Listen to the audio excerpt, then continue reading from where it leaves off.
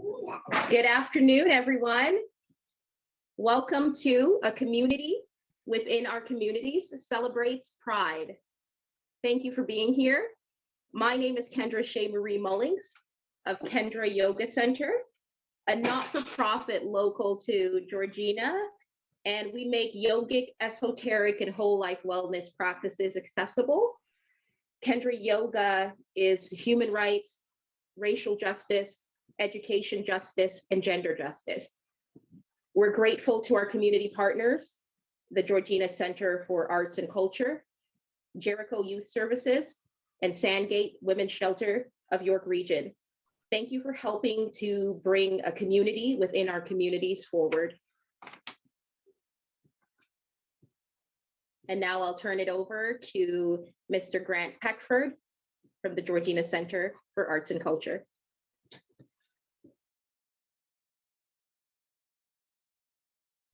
Might help if I unmuted myself for sure. Thank you very much, Kendra. It's been an absolute pleasure to be here, and I'm joined by my colleague, co-host, and a member of our board of directors, Jeannie Faria.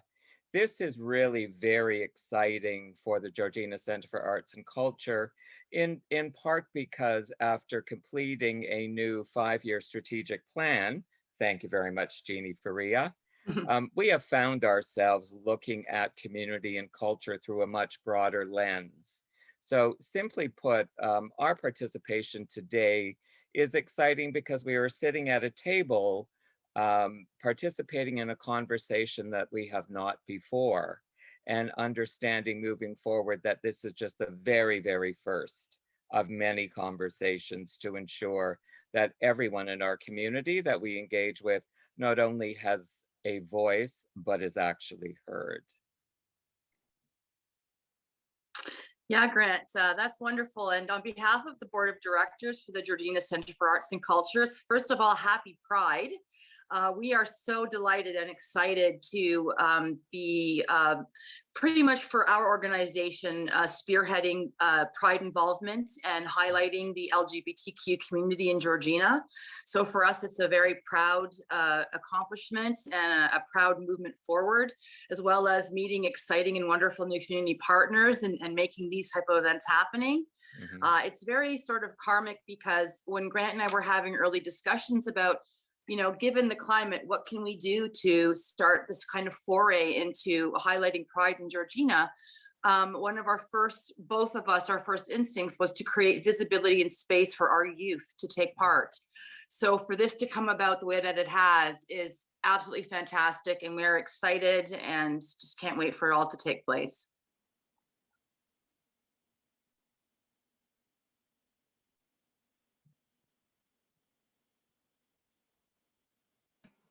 Hi, everyone. I'm Chantel from Jericho Youth Services. Jericho is a not-for-profit based in Georgina that runs free and low-cost programming for the youth and children all across Georgina. We really focus on inclusivity, acceptance, integrity, and those kind of things. And on behalf of Jericho, I want to say happy Pride. We're so happy to be here. Thank you, Georgina Center for Arts and Culture. Thank you, Kendra Yoga. Thank you, Hannah. We're so happy. Let's get going.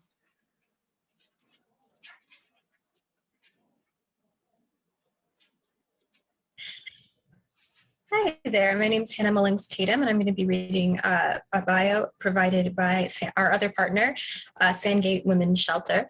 Sandgate Women's Shelter of York Region is a not-for-profit organization dedicating to empowering all persons who identify as a woman and their children through safe shelter, resources, information, and advocacy in order to eliminate violence in their lives.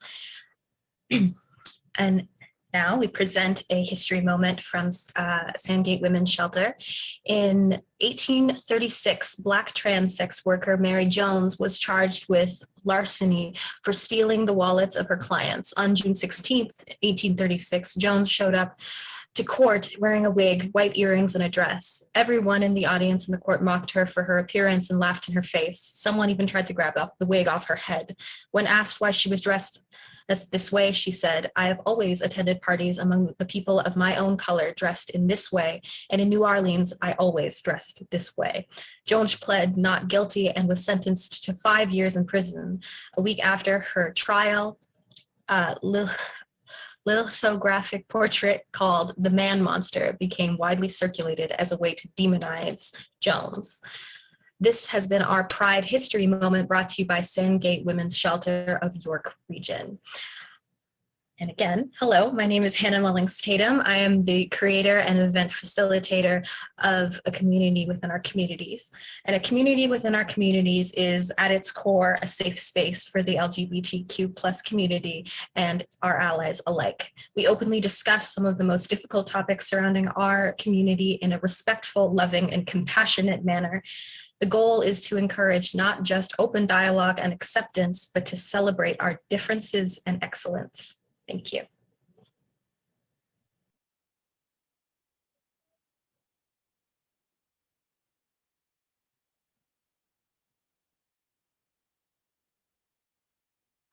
Help if I unmuted.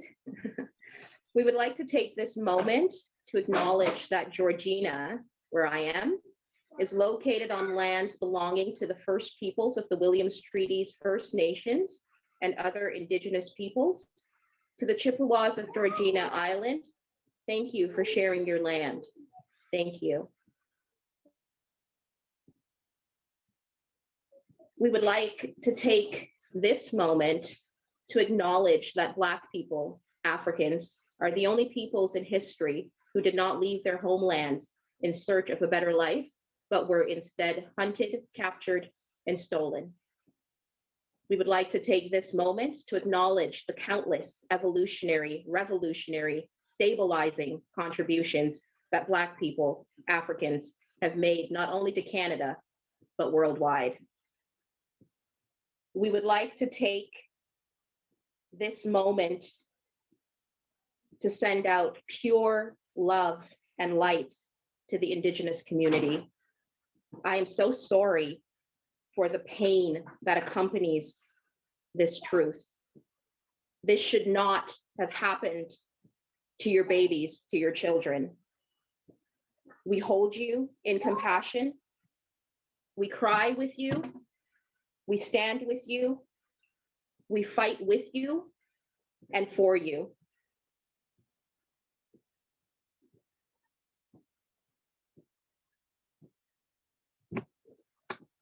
And I just wanted to pause so that we could breathe into that and just Yes. reflect on that. Mhm. We are so fortunate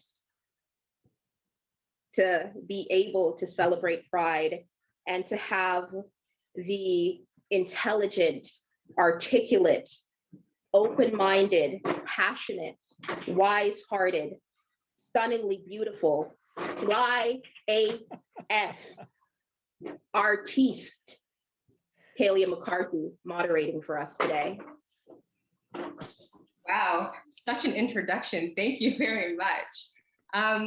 Thank you so much for having me. I am so excited to be here to kick off Pride Month. I am very nervous, but I'm also very excited. And I'm above all honored to moderate this panel of young people. I believe very much that the youth are our future. You know, they're the change makers who get to pick up where the generations before them, and we can't forget the generations before them. You know, they can pick up where the generations before them left off and continue to implement real change. So I think it's important to continue to create safe spaces like this, where their voices can not only be heard, but also respected. So thank you everyone for being here, and thank you for having me here today. Before we jump into the panel, I'd like to start off with our guest speakers for this afternoon. We have a 9-year-old non-binary child who loves hanging with friends and singing pop music. We have Alba, who will be speaking about Pride and what Pride means to them. And we'll also hear from Alpa's mother, Natasha, who will be speaking about her advocacy and delving into this idea of coming in and what it means for members of the LGBTQ+ community.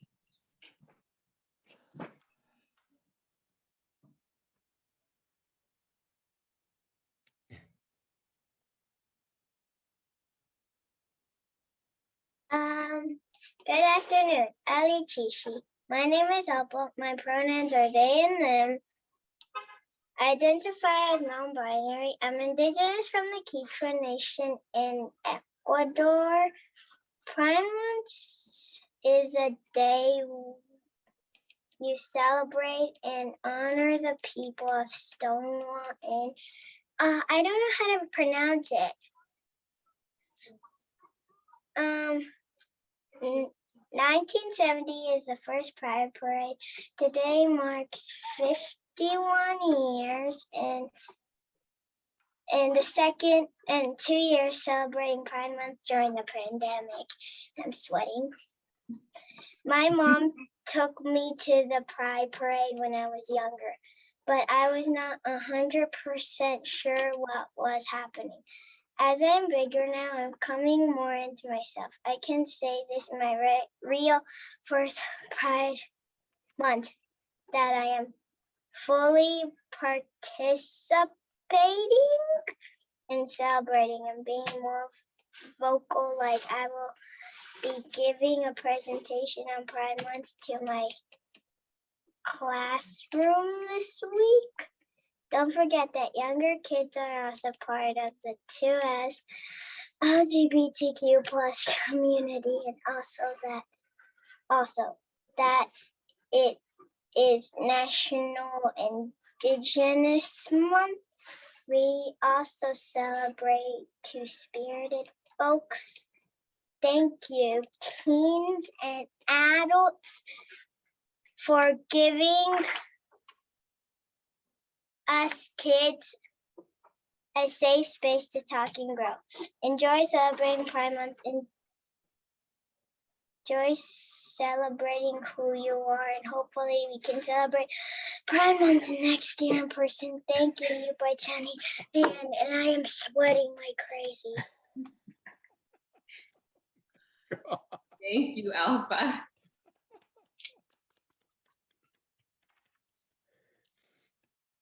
Oh. Hello, hi everyone. So I want to start off by also saying Happy Pride Month and Feliz Mes de Orgullo, Feliz Pride. So my name is Natasha. I'm Alpa's mom of amazing non-binary child. And first I want to thank Hannah and Kendra for inviting Alpa and myself to this panel. It is very rare that you see young children speaking in an adult discussion panel, especially in relation to 2S LGBTQ identity. It is significant to have all voices of all ages present, to learn from each other and to know that each and every one of us have some kind of story and some kind of connection, and that's what ties us together. To me, this space of intergenerational learning is missing in mainstream dialogue. The sense of community does not exist. So it is with great gratitude that I thank each and every one of you for holding this space for Alpa and for other young children who identify under the gender spectrum. This sense of community ties in with what I'm going to be talking about today, which is a term that I heard in an Indigenous course study. It is from an article that I read through, or a book that I read through Cindy Baskin, who is from the Mi'kmaq and Celtic Nation. And that's when I first came into the term of coming in. And Baskin she states, coming in is a process of becoming who one is meant to be or who one has always been. Hence, they are coming in to themselves and their community. When I first heard about this term, my heart beat with happiness, because this is how I felt the journey of one's own identity is to be recognized, to honor that individual's journey of their true self. And it is in the same philosophy that I have followed long before hearing this term as I walk with Alpa in their journey. Alpa's identity may grow as they grow, will evolve. They will discover more about who they are and how they feel most comfortable in expressing themselves. Coming in is an evolving path. And as a mother, a co-conspirator, I too am coming in with Alpa's journey. It is family and friends that are coming in Alpa Circle that join with pure openness, love, and respect. It is not a path taken on their own or feeling isolated, but instead, coming in means a collective supportive circle, meaning that Alpa will feel safe in the circle, that they are free to explore themselves freely and encouraged to do so with honesty to themselves, and to know that the community is in this journey with them. So thank you again, everyone, for this time. And Yupay Chani, gracias. Amazing. Thank you so much. I wanted to just take a moment before we jump into our panel to really thank both of you. Alpa, I want to thank you for being exactly who you are at only 9 years old. I think that's amazing. And Natasha, thank you for empowering Alpa and children like Alpa, giving them a safe space to just be, for Alpa to be Alpa. I think we really need more parents and more people like you to lead us and to guide our children. So thank you so much to both of you for joining us today. So now let's jump in and introduce our panelists. So first up, we have Amanda. Maybe Amanda could just wave. Then we have Elena. And then we also have Johnny with us today. And we also have Hannah. So to start off, we're going to turn the mic over to Amanda. And Amanda, if you're comfortable, I'd love for you to start by sharing with us your coming out story and how you believe it's impacted your journey to self-discovery and self-acceptance. Yeah, so I kind of feel like my coming out story is all over the place, and it's kind of still just continuing because you're always constantly having to come out to the new people you meet in your life anyway. So it has been a long process for me, just like figuring out myself, just accepting myself for who I am. And honestly, I wasn't fully out of the closet until a couple months ago. And I owe a massive thank you to Hannah, Kendra, and all the panelists from a community within our communities. Just kind of seeing all those youth open up and be true to themselves really made me kind of reflect on how I was living my life and how I was hiding a big part of who I am. And by doing so, I was closing myself off. And honestly, I wasn't happy. You could see it. I wasn't who I really wanted to be. And then after that, I just realized it was my time to be myself and just be happy and be true to who I really am. And so then I came out to the rest of my family, my friends. I'm out at work now. And then here I am coming out to another group of people. So honestly, it's just been all over the place. And I do have one coming out story that I'm just going to focus on. It was with my mom. So many times I wanted to tell her, just come out to her. But it was so, for some reason, I think the media just portrays such a big role that, oh, it's going to be horrible, you're not going to be accepted, that kind of deal. And then so many times I would just hype myself up and be like, you can do it, you can do it. And I'd get there and I'd be like, no, it's not the time. And then one time, when I just decided, I'm it's going to happen, this is the day, I'm going to do it. I took her to Swish LA because public place, what's going to happen? Probably the best way to go about it. And I'm generally an awkward person, as you couldn't have already tell. So when I was telling her, I was super awkward, overdrive of awkwardness. And she kept on asking, what's wrong? What's wrong? And I'm like, I have something to tell you, but I don't know how to say it. And then just some awkward silence. And then just randomly, I blurted it out. And she just stares at me. And I think she's trying to process what I just said. And she just looks at me. And she's like, how do you know? And I was like, I just know. And that was the end of the conversation. And then she took me out and bought me socks, because what better way to say I love and accept you is with a pair of socks that didn't have rainbows on them. So yeah, that's basically how that went. Wow, okay, thank you so much for, opening up and sharing your journey with us, especially since you mentioned that you're still on that journey and you're still finding your footing.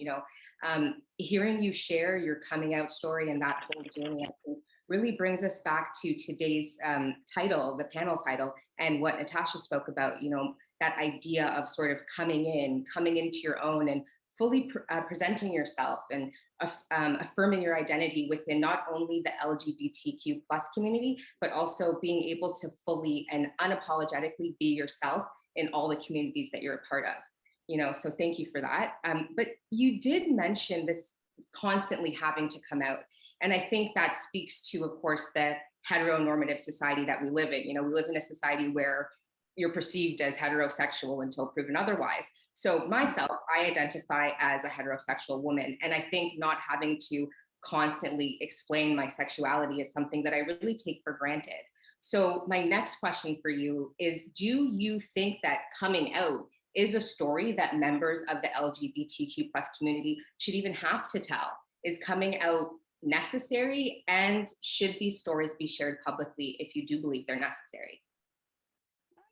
So honestly, I feel like the answer is different for everybody, because for me, the longest time, like I struggled with the idea of actually having to come out. Like, why do I have to tell people that, oh, I'm not interested in males? Like, but people that are in heterosexual relationships don't have to be like, oh yeah, I'm dating a girl, I'm dating a guy. So I struggled so much with that. And I was like, if I'm just gonna date somebody, like I'm just gonna date them, like people just have to be cool with it. But then I struggled with that. And then that was my thought process for the longest time. And then it wasn't until I realized coming out isn't for anyone but yourself. It's the process of understanding, accepting, and being true to yourself. And then after coming out, I felt so much happier and free because I wasn't hiding like who I was anymore. And I could finally be the most authentic me. But again, ultimately the decision is different for everybody because like we don't know people's circumstances, like if it's safe to, like are their family and friends going to accept them? Is it going to ruin like potential job offers? Like anything's out there for that kind of deal. And then you mentioned about should it be broadcasted publicly? Again, that's like iffy because some people have coming out stories that are amazing, like the family accepts them, friends, family, like it's great. But then there's other cases where it's not so great. So say there's a story posted about how like this family was so accepting, and then another person decides to come out and the outcome is different because everybody's coming out story and experience is totally different. Thank you. And, you know, I think that that's the beautiful thing about the LGBTQ plus community is that openness. You know, there's some people who will choose to openly tell their story loudly and publicly, and there's some people who might choose not to. Just like you said, everybody has, I think, the right to choose exactly how they want to tell their story and if they want to tell their story. And I think like any other community, everyone takes on a different role. And I think everybody should have the right to safely fall into whatever role or role they don't want to have or what role they do want to have. So thank you. And for my final question, Amanda, I really want to shift our attention to allies of the LGBTQ plus community, allies like myself. I want to know what you think we as allies, what do we need to understand about coming out, and what do we need to know that will actually make us stronger allies to the community? Yeah. So I personally think like there's no right or wrong way to come out. Like there's no time frame, there's no expectations. It's all up to that individual, how they want to do it, if they even want to do it. Because no one has a say in it but you. So I just want them to remember that when someone does decide to come out to you, you need to realize that this is something that they're trusting you with. And it's something that takes a lot of courage to tell somebody as they are taking a big risk and being vulnerable with you. What allies need to know, like one main thing is just not being a bystander, like, but being a voice for like those that like are constantly experiencing like the discrimination and all that, and like the inequality, and kind of act for the community and just like say something. Don't just kind of be there. Just so they can like assist the community with like the ongoing journey of ending unfair treatment and like creating equality for all, really. Thank you so much, Amanda, for not only sharing your journey and opening up to us, but also giving us allies some things to think about. That idea of actually jumping in and not just claiming to be an ally without actually jumping in and getting messy and walking with the LGBTQ plus community. You know, as an ally, I always want to do more listening and unlearning, and so it's nice to hear your feedback and to let me know, and I'm sure every other ally that's listening know what we can do to better help the community. So thank you. Thank you. So now, Elena, hi Elena. I would love to jump into pronouns with you because I know that that's a topic you're really passionate about. And to be honest, pronouns are a newer concept to me because, you know, even for my friends actually that are members of the LGBTQ plus community, it's a newer concept for them too, because we're a little bit older and, you know, growing up, we didn't use non-binary pronouns. We had he, him, she, her, and they were used strictly to identify male or female. So now I personally feel that a lot of people tend to not quite understand or kind of even discount the importance of pronouns. So to start us off, I'd love for you, Elena, to talk to us about what pronouns even are and why they're important. So yeah, of course. I'm very passionate about recognizing pronouns and educating on them as much as I can, because even though it's such a small thing, it really does make a big difference in so many people's lives. So kind of briefly, so we use pronouns every single day, even if you don't realize it. You can say you don't, but you do. Everyone has them and everyone uses them. So pronouns are normally a word that is used in place of a proper noun. And an example of that would be like a name. So you've probably heard very common pronouns like he, him, she, her, or they, them, or there's also a combination of both. So somebody could use he, they pronouns or she, they pronouns. And even if people don't identify with, I don't want to say the typical set, but the ones that we hear the most, there is something called neopronouns as well, which are a set of pronouns that somebody can use if they don't identify with the ones that I just explained. So an example of those could be using ze-zer or ze-them pronouns, which is an example of neopronouns. And people most oftenly use pronouns when referring to someone or something without using their name, like I said. So an example of like using she, her pronouns in a sentence would be like, hey, me and my friend Layla are going to the store to buy some clothes for her. And an example of using he, him pronouns in a sentence would be, have you heard from Ben? He hasn't texted me all day. And you can take the she and the he in those sentences and just replace them with they, them, or theirs. And that is another example of using another person's preferred pronouns if they prefer they, them pronouns. And you can also just fill in if someone uses ze, them, or ze-zer pronouns also. Well, thank you for explaining that, Elena. I've never heard it broken down in a way that I could just easily understand it. So I feel like you gave myself and probably a lot of people listening a lot of clarity on the topic. So thank you. Now, my next question for you is, do pronouns actually also determine someone's gender identity? That is a very common misconception that I feel like a lot of people make assumptions about. Not all the time necessarily do pronouns determine somebody's gender, because there is a difference between gender identity and gender expression. So many people would assume just by looking at somebody, their pronouns or their gender identity, but that actually can cause a lot more harm than we think. Because if we don't know a person and we look at them and we make that assumption, that's not fair to them. And it's also just shows that the education piece needs to be there about the different kinds of pronouns and asking.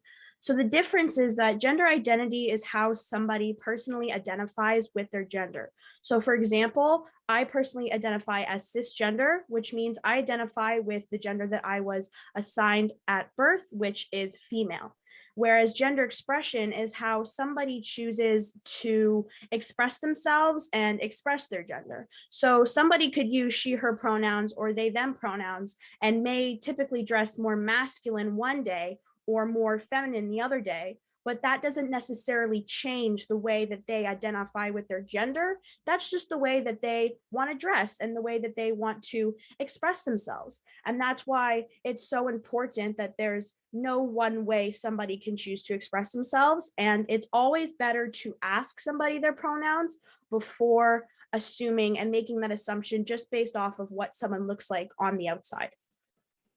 again, and I think it goes back to that heteronormative society, you know, I think we need to sort of step away from that and give people room to be who they are without that assumption. I think we have a long way to go, but I think what we're talking about with the use of the pronouns and allowing people to identify their pronouns before assuming is a step in that right direction.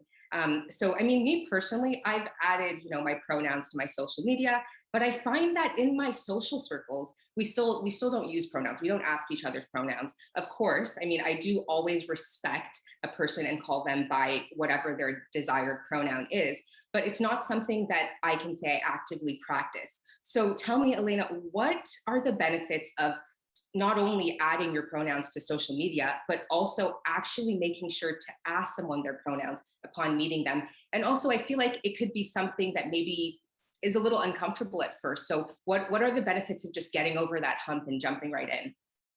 Yeah, so if anyone's ever seen like my social media platforms, I have my pronouns on everything. I always try and find a way to put them in there and display them somehow, because even just displaying them is a sign to other members of the LGBTQ plus community that may not be out yet or may be out, and it lets them know that not only do you understand what pronouns mean and represent, but you are also kind of letting them know that like this is a safe space. Like if I'm displaying my pronouns, at least for me, I want others to know like I have them displayed so you can know that if you use another set of pronouns that I understand and I see you and that I respect you. And I think having that respect for people, even if you don't understand, is the most important thing.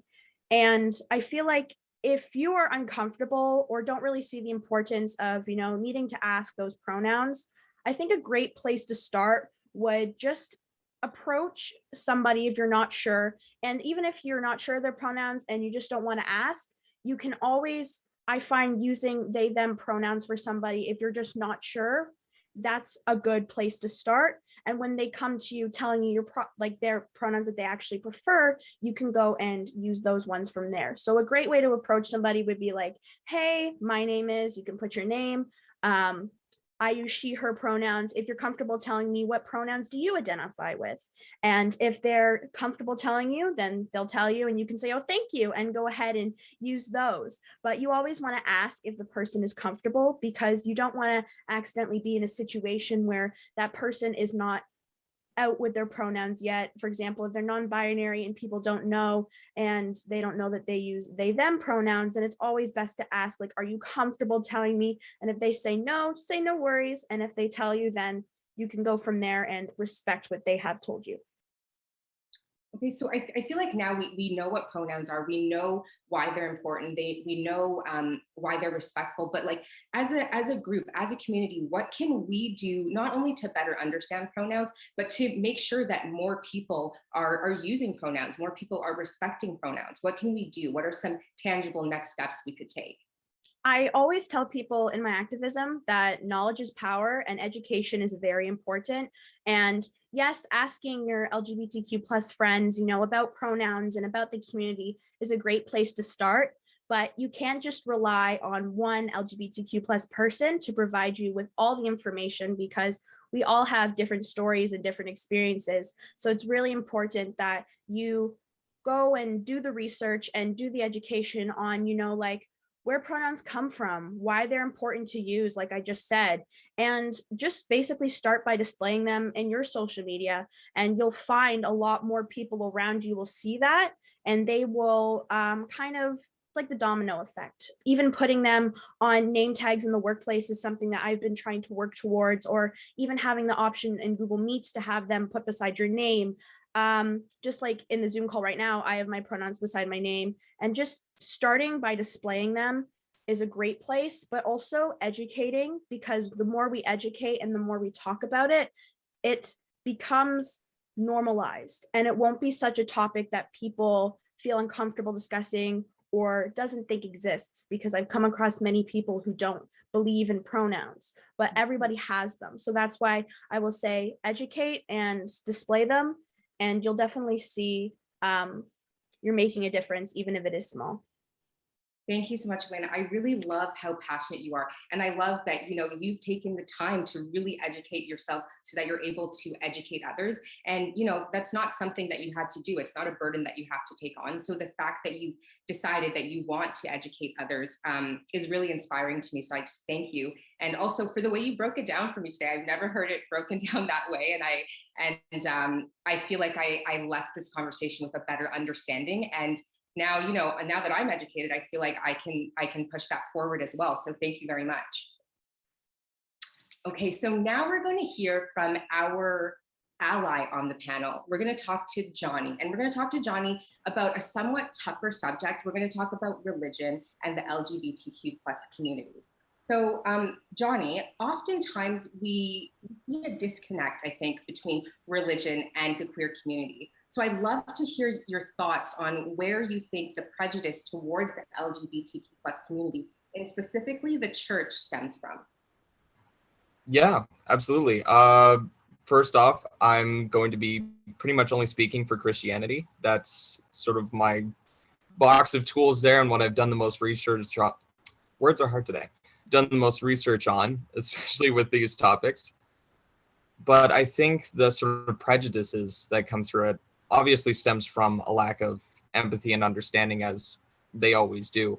But to get a little more specific with the church and Christianity, it's encouraged that you have a celebration of union.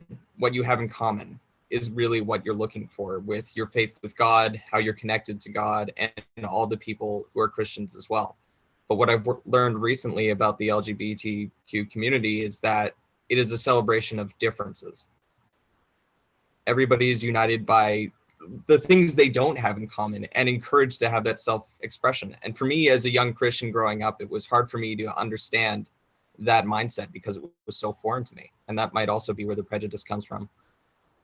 Yeah, that makes sense. I've never thought of it that way, like the different celebrating differences versus celebrating unity. And I think that's, or similarities, I should say. And I think that's such an interesting way to look at it, because you're right, the two communities are very different in that way. So you mentioned that you did a lot of research, so I love that you were able to pick up on that. And even being here talking about this today, I know that it might be a tougher subject. So thank you for, being here and sort of sharing that with us. I want to jump a little bit deeper, and I want to talk about this idea of sin. I want to talk about, because I know that's heavy in the Christian community. So what do you believe sort of is the composition of a sin? What is a sin and who is a sinner? Absolutely. Because this is a hard topic, I'm just going to get right out and say probably the hardest thing about it is that the Bible says that being gay is a sin. Mm-hmm. It says it in multiple books over multiple pages. Mm-hmm. Now, the idea of a sin is often seen as a fixable mistake, which is one part of it. Stealing a cookie from your parents is considered a sin, and that might be a fixable mistake of don't do that again.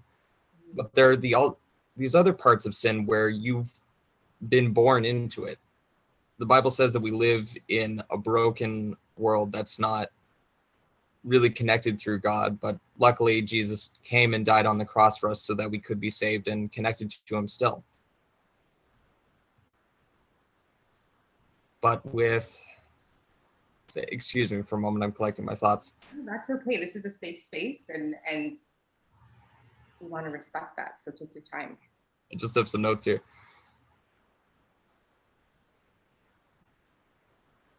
So with sin, you have those sort of smaller sins. I don't want to say smaller, actually, because God sees everything as sin. And sin comes from an old archery term, which is to miss the mark. When an archer fired an arrow and it didn't hit the bullseye, he missed, he sinned. But with archery, the sin is, or the bullseye is a very small target to hit. And that's the same with Christianity. Our idea of the target itself is God, someone who is all loving, all caring, all just, completely omnipotent. And it's literally in human nature that we're not able to be that. So everyone is born a sinner and everyone is seen as equal. Okay, so I mean, you mentioned this idea that we're all sinners, and there's a plethora of sins that all humans commit. So I think you kind of touched on it, but I just want to clarify. So, and of course, again, safe space. So if only if you're comfortable answering, if homosexuality, according to the Christian faith, is a sin amongst other sins, why do you believe that throughout history homosexuality has been one of these sins, and I'll use sins in quotations, that it's so difficult for Christianity to accept? I think Christianity should accept it and understand it like we need to understand all sins, because it's part of like where we live. It's part of our lives on earth that we have to encounter these sins and live through these sins. With Christians, it's definitely a bigger ballpark to, if you find out that, or you're born gay and you go, okay, so what does this mean for me as a Christian? And if you want to hold the faith, that's completely your choice. But I think definitely Christians should accept and understand being gay, especially in this community, because it is a community that's built on love, same as Christianity. Okay, so I mean, with that being said, I think you touched on it, but being both an ally to the queer community and a member of the Christian community, why do you think it's so important for Christian allies like yourself to not only speak up, but come together in spaces like the one we're in today with the LGBTQ+ community to really make progress and really make change? I think my goal as a Christian is to show my faith in the way I act, in what I do, and where I learn from. The main person we take these lessons from was Jesus Christ, who spent most of his time not with people who shared his same beliefs. Mostly people who were shunned from society and not accepted. And that's what I plan to do here as well, is show acceptance and love to people who have definitely not gotten it in the past. Okay, that makes sense, and I think that on that note, let me ask you, what advice then do you have for Christians who may be struggling to accept members of the LGBTQ+ community?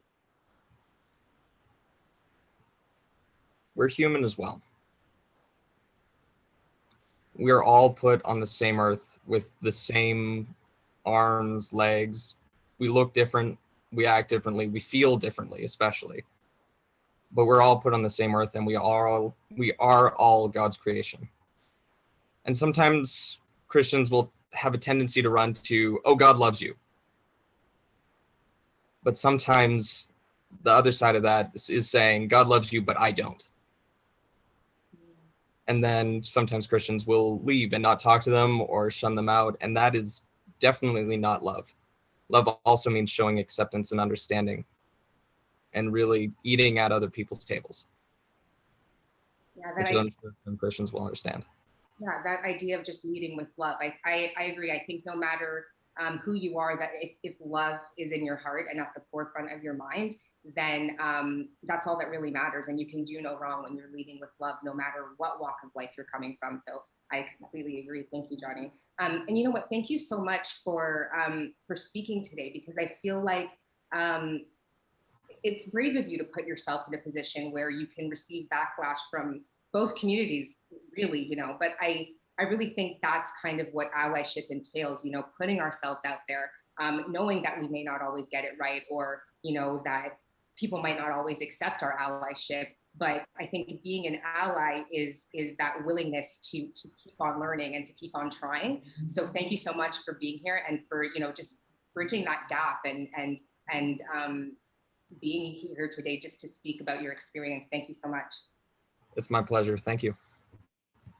So now, clearly, today we've talked about some really impactful topics.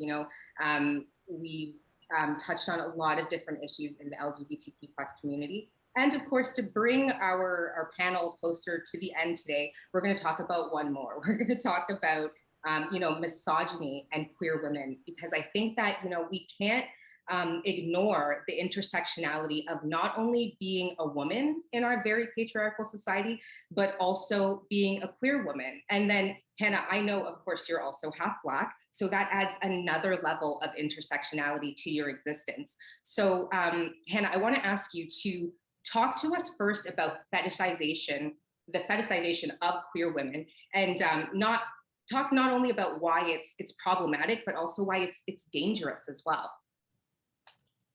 Of course. So I'll start by reiterating that, yeah, I'm a queer, half Black young woman living in Georgina, and that can be hard sometimes. And I think I see that the effects of certain things like this a lot in my life directly. So when it comes to fetishization, I think we know what the term fetish is. And if you don't, it's a form of sexual desire, which gratification is linked to an abnormal degree to a particular object or item of clothing, sometimes a part of the body. But the, the important thing to remember is that someone's identity isn't a fetish. It's not wrong to have, I'm a fairly sex positive person and I want to push it forward that it's not wrong to have fetishes, but it's important to remember that a person is not, a person's identity, their identifiers are not something that are okay to fetishize. Because then it creates this idea that this person is inherently sexual without their consent to being sexual.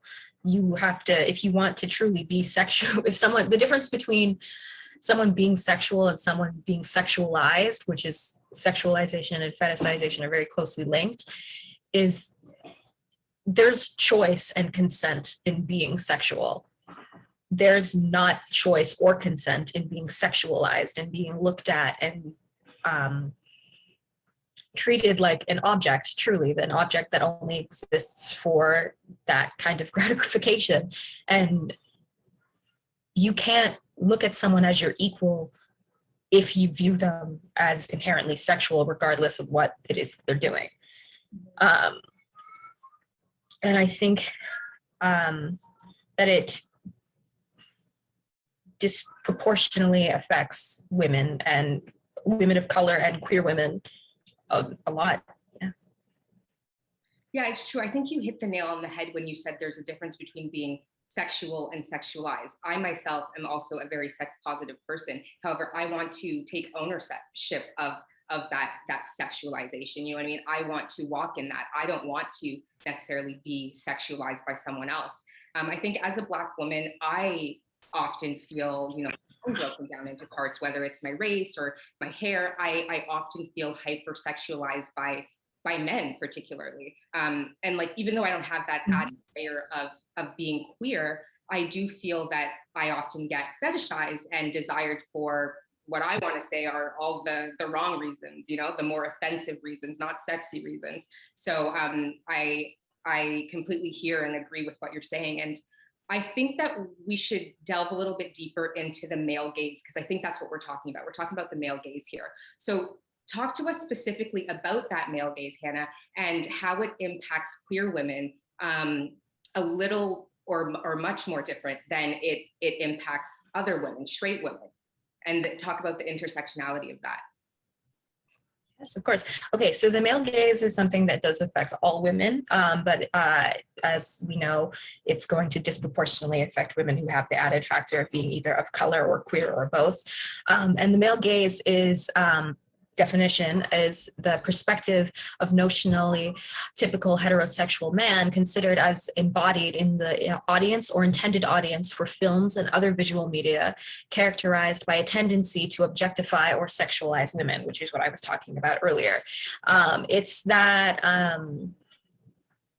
it is just looking at women as objects. That's how it affects all women. Like if you look at the difference between how women who are seen as attractive or sexy in the media, if you see how they're shown in film versus how they're then show themselves on their own Instagram pages or things like that, there's a difference in it to a degree. You know, there's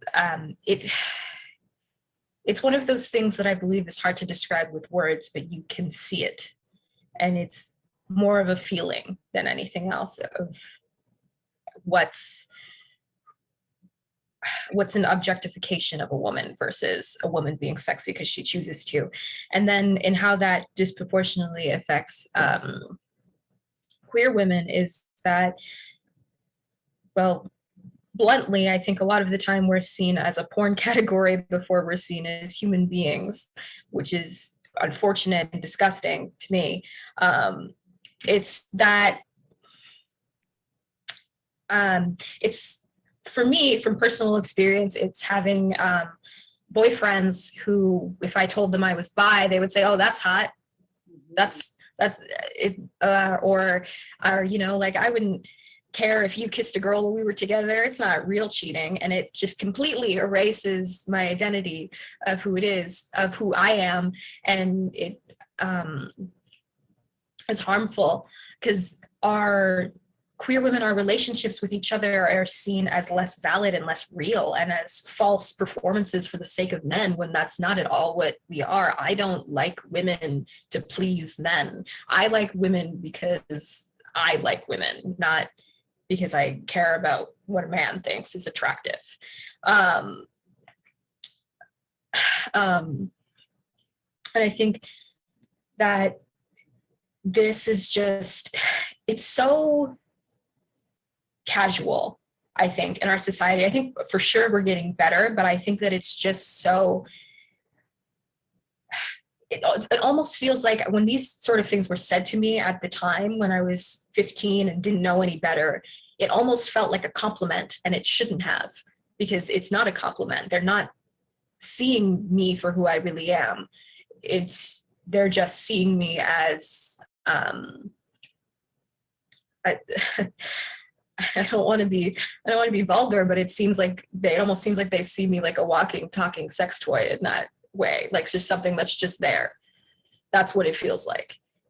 I apologize if that's too much for someone, but is what it feels like. Idea of being sexual versus being sexualized. Yes, exactly. I think that if we want to deconstruct that, we have to learn that difference and really get familiar with the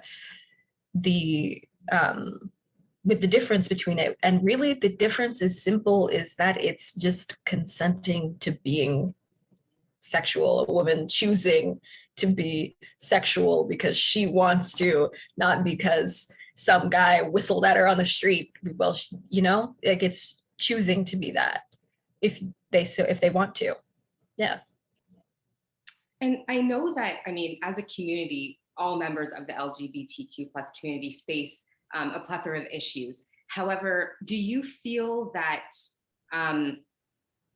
queer women versus queer men have different issues? Like, how are they treated differently in our society? And talk about some different ways that queer men versus queer women are sort of treated differently, and maybe even sexualized differently.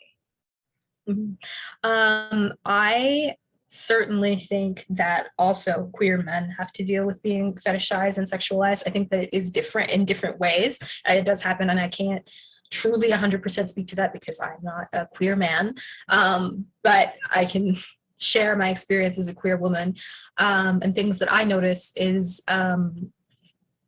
for one, on the outside of our community, I notice that with allies, that every progressive allied woman wants a gay best friend to go shopping and do their nails and do their hair and do their makeup and all those other things, which, by the way, is also very offensive to gay men, because not every gay man is like that. Not every gay man wants to go shopping with you and do your nails. That's just the truth. But then also these same women will like just shun and turn away the queer women in their in their circles and their peers, they'll say, "Oh, ew, you're gay. You like girls. That's gross. Like, why would you don't have a crush on me, do you? Like, that would be gross if you did, you know? Like, it's frustrating because the two are no different from each other in the sense of queerness. We're both a queer man and a queer woman are both queer people. We're both gay people. And so your allyship shouldn't be so selective based on who you think will suit your needs for a makeover, I guess, in the scenario that I used. That's very frustrating. And then I think within our own community, when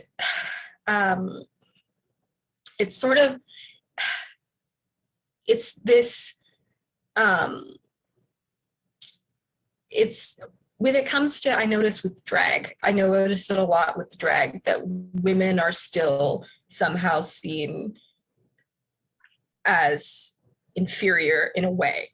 Let me explain. I notice a lot of the time if you go to drag shows that they'll book drag queens rather than drag kings a lot of the time, and drag kings will have a lot harder of a time trying to get bookings and trying to do shows and doing shows and things like that. And I think that it's frustrating to me as a woman that because drag is supposed to be an art form that's for everybody, right? We're like, it's started in our queer community, and it's an art form for us to take part in. And yet still somehow, even in our community, we still put men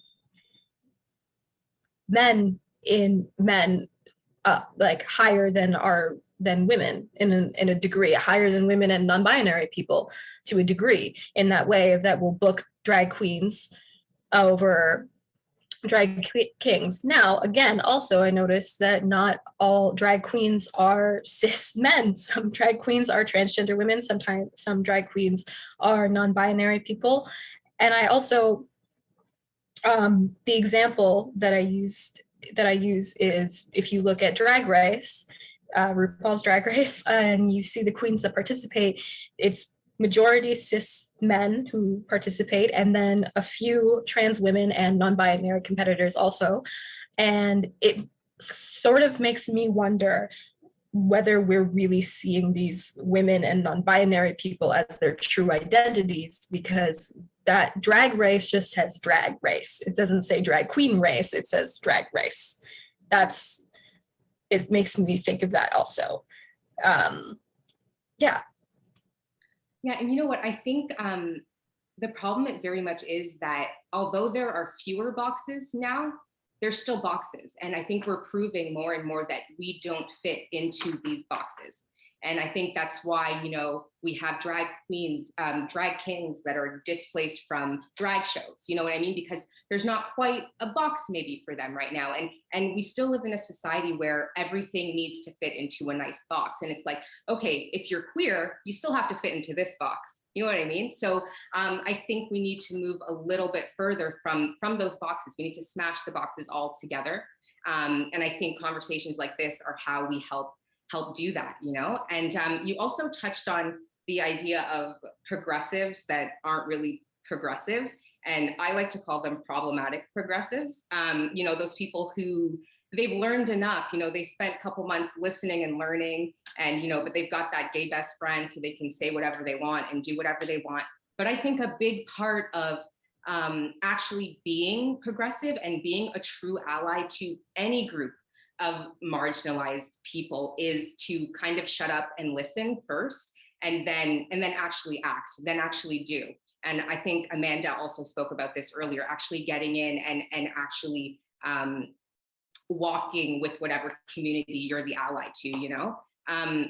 For me personally, I think on my journey, the biggest part of learning for me is actually unlearning, you know? I think that we have to deprogram ourselves because society hands us, you know, this program at birth. And in order to really learn what's right for us, I think we have to get rid of that, so we make space to learn what we need to learn, what matches up with who we are as humans, you know. And I think even in marginalized communities, you know, we ourselves have prejudice against ourselves, because again, it's what societies give us, and then we just sort of internalize it. You know what I mean? So thank you so much for bringing all of that to light. I feel like while you were talking, I had so many realizations about even how I see myself in relation to the communities that, you know, I'm a part of. And ultimately, I think that for queer women, for example, at the end of the day, the problem is queer women are still women, you know, and so that makes it hard for queer women to escape that male gaze, because we live in a male dominant society. And ultimately, I think that's the issue there, you know. So now that we're sort of coming to the end of our panel, I want to just take a minute and I want to thank everyone for just the level of vulnerability that we've seen here today. And I know I've thanked everybody 1,000 times today, but it's so genuine, because like I've said, conversations like this are so important. Safe spaces like this are so important. So just everyone being here and speaking and listening, it actually creates the demand for more necessary discussions like this. So I want to thank everybody, even everybody who's listening and watching at home. You're creating a demand for more conversations like this so that we can actually break down those boxes that we're trying to get rid of. So thank you. And just before we go out and we enjoy the rest of our Saturday, we all know it's Pride Month. That's why we're here. And I personally believe that this month is the greatest month of the year, because, you know, the warm weather is finally here to stay for a bit. It's my birthday month, but that doesn't really matter. But we also get to celebrate such a wonderful and triumphant group of people. You know, Pride started as a movement, you know, it started as a riot, and then this community turned it into a celebration. That for me is triumph. So I think going to Pride is something that everyone, or not even going to a Pride parade, but just experiencing, you know, the different Pride events that happen throughout the month and throughout the year even, is something that everyone should really experience, because again, it's so full of love, like Johnny spoke about, and perseverance. So with that being said, I want to ask each panelist, what does Pride mean to you? And Hannah, we'll start with you. Okay, so I was actually asked this question like out of the blue like a week ago, I think, and I had to figure out how I was going to put my thoughts into words in about like 5 minutes. And I couldn't think of one descriptor or adjective or anything like that that really meant anything to me, that really like summed up what Pride meant to me. I mean, so I had this story that I tell about what Pride and being part of the community means to me, is that I was, it's the second Tuesday of my grade 9 year of high school. And I hadn't really made any friends yet. And I was looking to maybe join a club, maybe that would help me along. And the morning announcements, or say somebody comes on and says, hi, hello, we're gonna have a meeting after school for our school's GSA. Please come if you'd like to. And that's great. So then after school, I waited outside the staff room and I was waiting for people to show up. So I got there kind of quickly. I really like just shoved all my stuff out of my locker into my bag to get there. I was standing outside of the staff room, just clutching my backpack and waiting for somebody to show up. And then as people start to show up, I was completely just floored looking at these young people who none of them looked anything like me or alike to each other, except in the fact that we all looked completely different from everybody else in the school. We all stood out like a bunch of sore thumbs, and it was so, there's so much comfort in sitting among people who are like you, in being around other people who don't necessarily fit in or don't even bother to try to fit in. And there's this celebration of our differences and our and our acceptance of each other and our understanding of each other. And it just sort of, I wouldn't describe looking at another queer person as looking in the mirror, because that would just not do justice to how unique and individual we all are. But it is like looking at an old friend, in that I recognize them, but they're still a different individual than I am. And I still appreciate them in that way. And like you were saying, Kalia, the Pride Month did start as a riot. And I think that Pride Month is an opportunity to celebrate our history and how far we came and who fought so that we could stand here. And I think it's always, always, always important to remember that we owe our rights to the woman who threw the first brick, the Black trans woman, Marsha P. Johnson, who threw that first brick at Stonewall. And she's so important to remember, especially for me as someone who's queer and half Black. And we get to blast music and dance and sing and love each other because of that. And I think that that is what Pride is to me. Yeah, you know, and when we were prepping for the panel, you, and just now also, you mentioned, you know, being in a room full of people that were all the same in that they were all different. And that resonated with me. That's really stuck with me over this past week, because I think that's actually what made me an ally to the LGBTQ plus community from such a young age. Like, I've been an ally before I even knew the word, you know? And I think it's because growing up, I always refused to fit into these stereotypes and these boxes that society had created for me. And I think celebrating that, you know, you talked about celebrating differences. That's very much the spirit of the LGBTQ plus community. So, you know, as I began to sort of attend Pride and immerse myself more in the community, I felt just like so safe and loved, even though I was different than everyone else. You know what I mean? I never felt like I didn't belong in the community. And I think ultimately I became an ally to them because they became an ally to me. And I think living their truth, in doing that, members of the LGBTQ plus community really encourage others to also live their truth. So thank you for sharing. And we're going to move on to Amanda, and we're going to hear what Pride means to Amanda. Pride means to me just loving yourself and being proud of all the obstacles you have overcome to be like the most authentic version of yourself. And just realizing that the opinions of others don't define your self-worth, kind of. And it's celebrating who you are as a person and embracing everything that makes us, everything that makes up the awesome individual that we all are. It's kind of like a very general but basic thing that Pride means to me. So that's all I got. Well, that's great. Thank you, Amanda. And Johnny, what does Pride mean to you? I think Pride as a community is a community that I've really grown to truly admire and respect for their tenacity, but also their great example of love with limitless potential. Mm-hmm.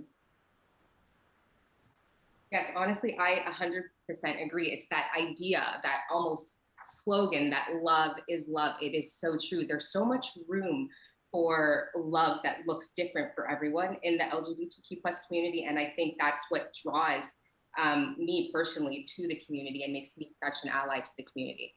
And so finally, last but not least, Elena, what does Pride mean to you? I think mine is very similar to what Hannah said, in the fact that when I joined my school's GSA, you kind of join it just as somebody wanting to be an ally. At least at that point, I hadn't come out, so I was just being an ally. But then when you realize that you're surrounded by so many people who you kind of just feel that one thing in common, even if it wasn't said out loud, it's very comforting to know that, like, you're not weird, you're not a freak. Like, there are people that are like you. And I also love this month because although we can't go to Pride, I can participate in events like this. And I can prove all the people wrong that told me that how I identified or because of my age, you know, oh, you can't be an activist, you can't do this, there's no way you're going to succeed in what you want to do. And having the opportunity to like sit here right now and actually prove these people wrong and be like, hey, no, like this is who I am, and I'm not going to be quiet just because you don't like it. Like that's why Pride is so important to me, is because it's just like me being myself and me being able to freely talk about myself and the community and how important it is to me and how much it means to me. Because for me, at least, it's really like a second home, because whenever I meet somebody that's also part of the community, it's such an instant connection of understanding and love and a bond, even if you don't really get to know that person super personally, like one-on-one, you still always know you have that connection, and you still always know that if you need somebody to go to, that they are going to be there for you. And I think that is what Pride means to me. Thank you, Elena. Yes, again, leading with love. If you do everything with love at the forefront, I think you'll always be in the right place, and you'll always attract people that are also leading with love. And I think that's very much the spirit of Pride.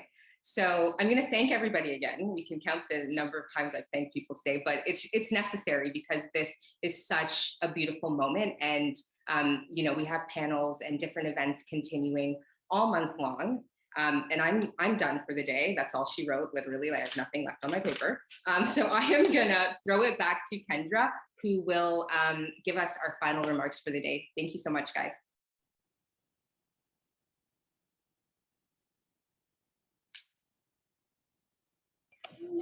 Always forgetting to unmute. Bear with me 1 second. We have internal things going on.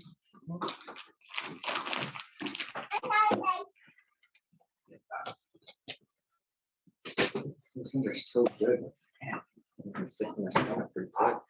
And now I think you're looking at my fruit. Just 1 second. It had to be me that messed up our beautiful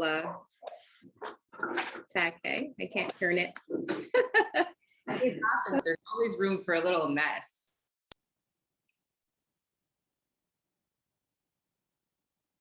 Oh.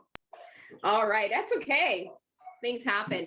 A person who live in acceptance of what is as it is. So this has been just a really beautiful experience. I want to say thank you so much to all the community partners who partnered with Kendra Yoga Center to help to bring this forward.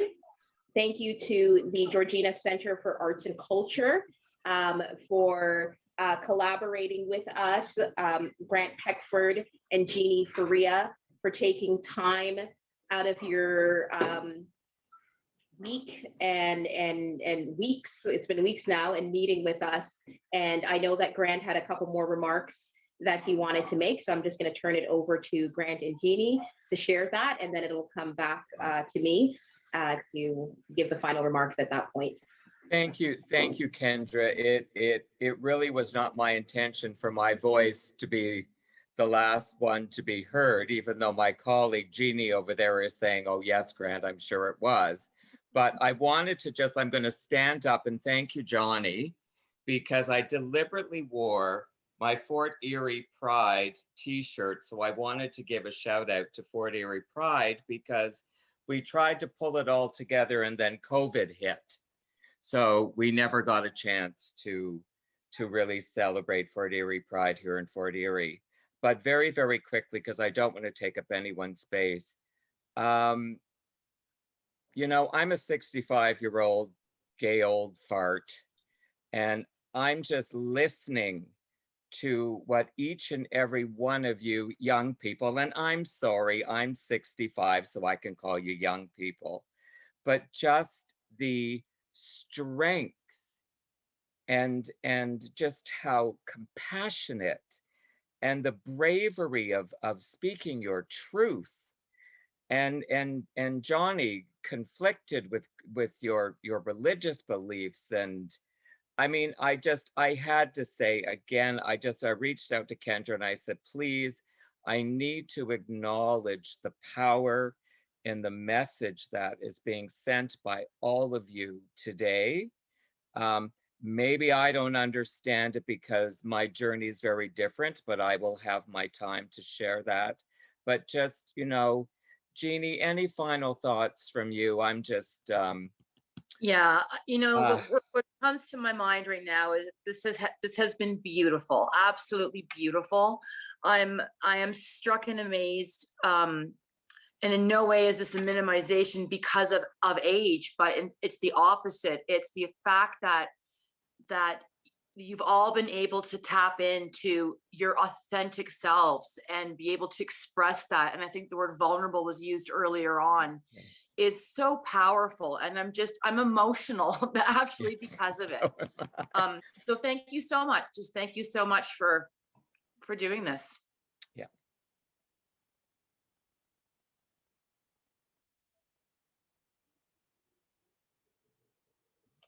Amazing. Thank you so much, Grant and Jeannie from the Georgina Center for Arts and Culture. And again, we really appreciate your partnership. Thank you so much to Jericho Youth Services and Chantal. It's always such a wonderful and peaceful experience working with you. And I'll give you a few minutes, Chantal. Is there anything that you'd like to say or share with us? Yeah, so I would just like to thank all the panelists today for being so vulnerable and sharing your stories and sharing your knowledge, and really all the power that comes with vulnerability and knowledge. I appreciate it so much. I learn so much from you every single time I listen to all of you speak. And,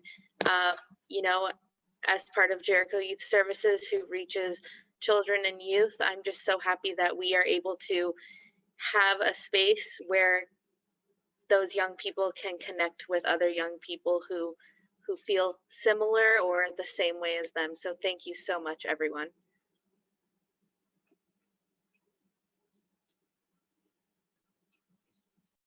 Chantal, it's an absolute pleasure. And I just have to stand up and show my shirt as well.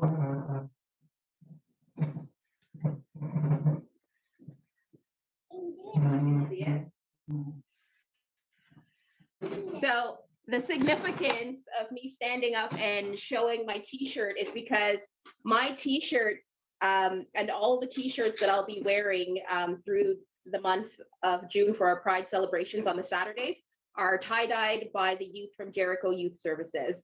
And after each week, the youth that has done my shirt for me will receive a $10 gift card as a thank you. And that's a great way for them at Jericho Youth Services, the children, to participate in our Pride Month celebration. So thank you to Jericho Youth Services for my shirt. It's dope, it's comfortable, it matches my hair, yay. And of course, thank you to Sandgate Women's Shelter of York Region. Thank you to Lily P over there for everything that you do and for bringing us our Pride History Moment. And we look forward to actually seeing you on the meeting with us as we go forward. Thank you to Octavia for our tech. It was absolutely wonderful and looks beautiful. Sorry, I messed it up by showing off my bananas, but who doesn't like bananas? And a huge thank you to Alpa and Natasha, our guest speakers, for all your wonderful and insightful words. Alpa, every time you speak, whether it's with me in Black Saturday School or on the panels, you just warm my heart and you just help me to grow as a person. And Natasha, I call you my sister. There's just this natural kindred spirit and bond between us. And I look forward to all the great work that we've talked about doing together. I can't wait to get going. Is there anything that you or Alpa would like to say before we go? Yes, go ahead, Alpa. Thank you.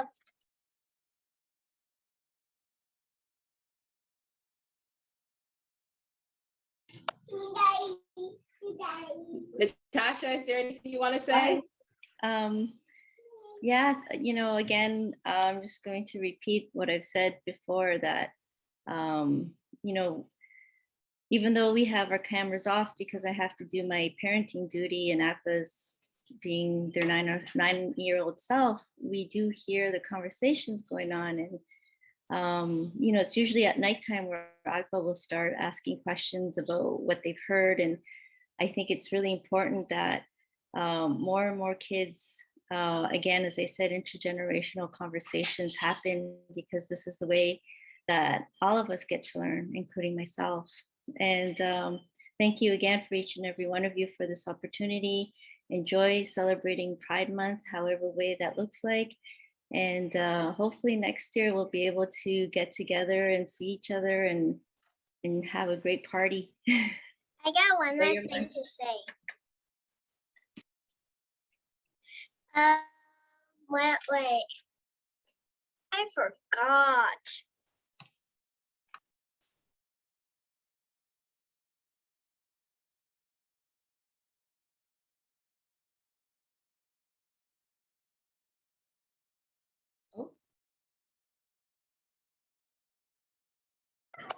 Alpha, that's okay. You can definitely share it with me later. I know that you know how to reach me. And if it's something that you want to get the word out about, I'll make sure that that happens. Thank you to the panelists for your wisdom and your vulnerability and your willingness to be so open with us. I've learned so much from listening to you all speak. Thank you to Amanda, to Elena, to Johnny, to Hannah, and thank you to our awesome moderator, Kalia. You did such a wonderful job of bringing the conversation, bringing all those pieces from the panelists together to create this conversation and this discussion, holding it together. Thank you so much to everyone tuned in to the feed on YouTube, watching that stream. I've been chatting the whole time back and forth, having conversations with everyone. Thank you, Brenda. Thank you, Henrique. Thank you, Andrew. Andrew hasn't missed a single one of our panels, not in April, and is here again today. Thank you so much. And everyone else, if I didn't call you out by name, those are just the people that were active with me in the chat. Thank you so much for those who tuned in to the Georgina Center for Arts and Culture's Facebook page to watch the stream there. And I don't think that there is anything else to say, except I'm going to say two things. I'm going to say happy Pride. Yeah, happy Pride to everyone.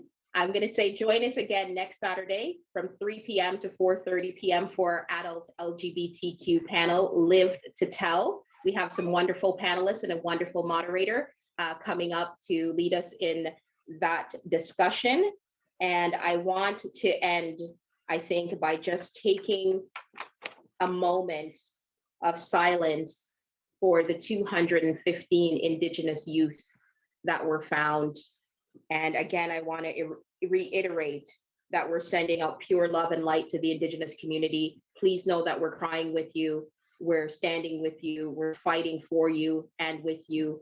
Let us know how we can be there. It's important for us to educate ourselves, but we really want to be there for you right now in any capacity. So please let us know what and how we can, what we can do. Yeah, and I think we'll leave it at that and just take a moment of silence with that, and then we'll sign off. Thank you. Let's just take a beat and send love for our Indigenous families.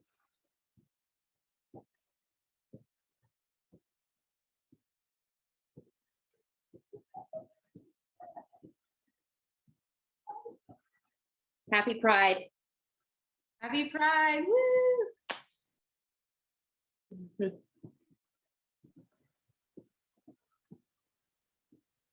Look at how beautiful we all are. Yes. Oh, Beautiful, we beautiful job.